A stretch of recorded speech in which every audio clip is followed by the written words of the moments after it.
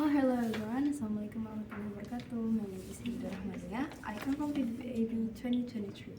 Now I want to read the assignment about under the title of Everyday Life in the Soviet Union, the shopping run around.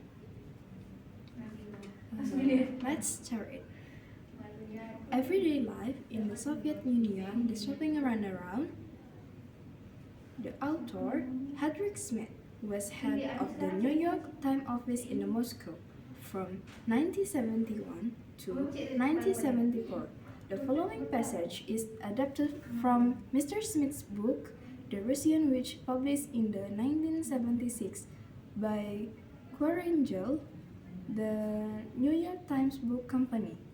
I had heard about consumer shortage before going to Moscow, but only when they began to shop there did the Russian consumers' problem really have meaning for me. Customers that were overweight in the lines, but Soviet lines have a special quality all their own. Typically, the Soviet woman spent 2 hours a day in line, 7 days a week.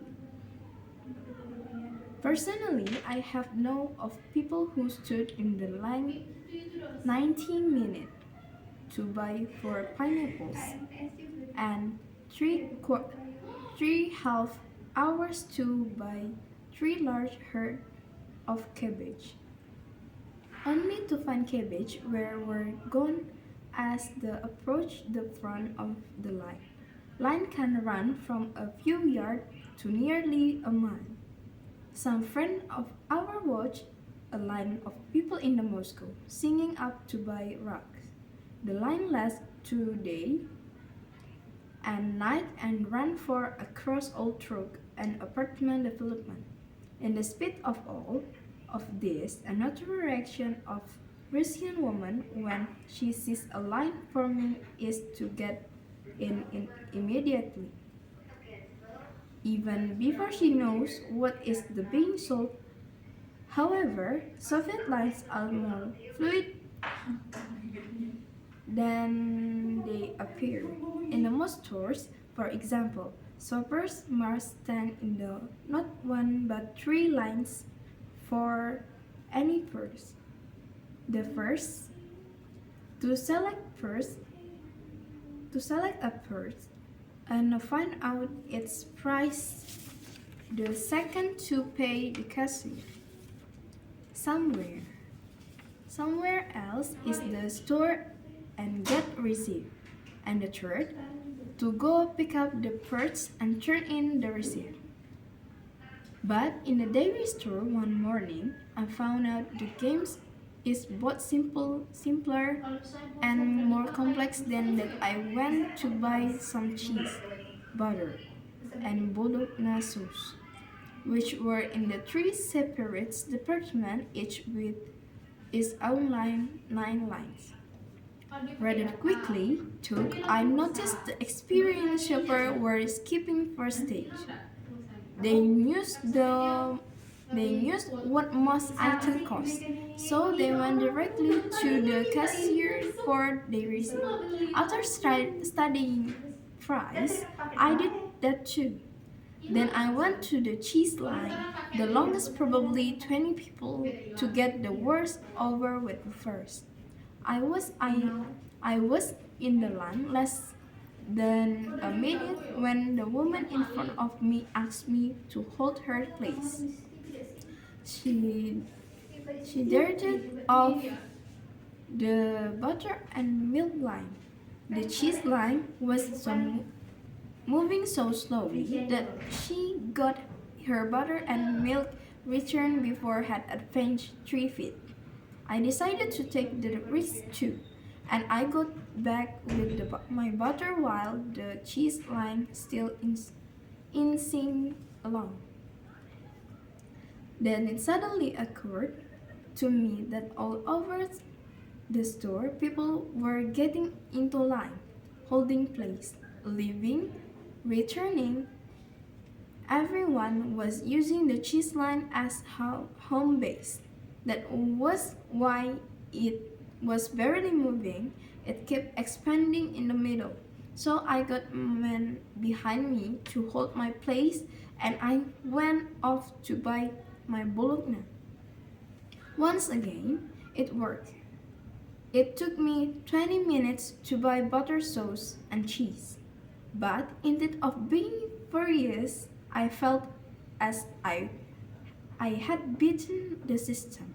This is competitive shopping gives an atmosphere of tension to Russian life.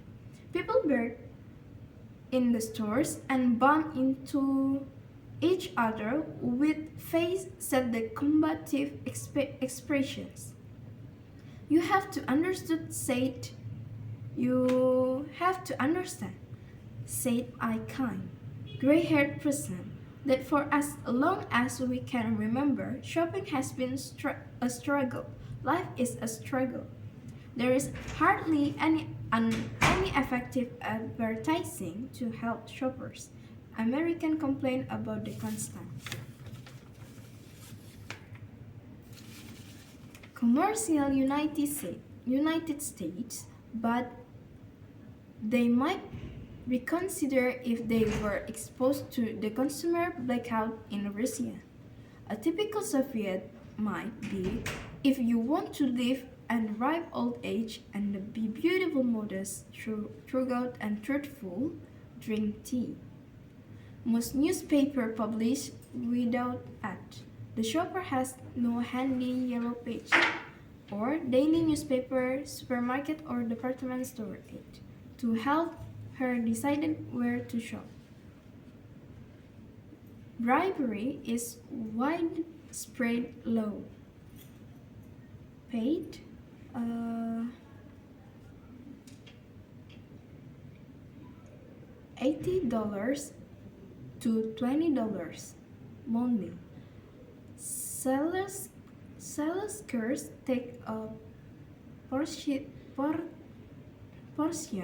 of attractive item and sell them secretly to regular customers who have either left and right in the advance or can count on to pay a high price on delivery, 10 or 15 rubles on a 60 rubles raincoat in standard. In 1978, in 1976, the ruble was equivalent to $1.32. So, common is this practice that the Soviet press is always complaining about it, but it doesn't do any good. Crocodile, the anti-Soviet humor magazine. One showed the department store employee promoting some newly arrived item. Dear customers, in the leather goods department, 500 imported women's purses have been received. 450 of them have been bought by store employees. 49 are under the counter and have been ordered in advance for friends. One purse is in the display window.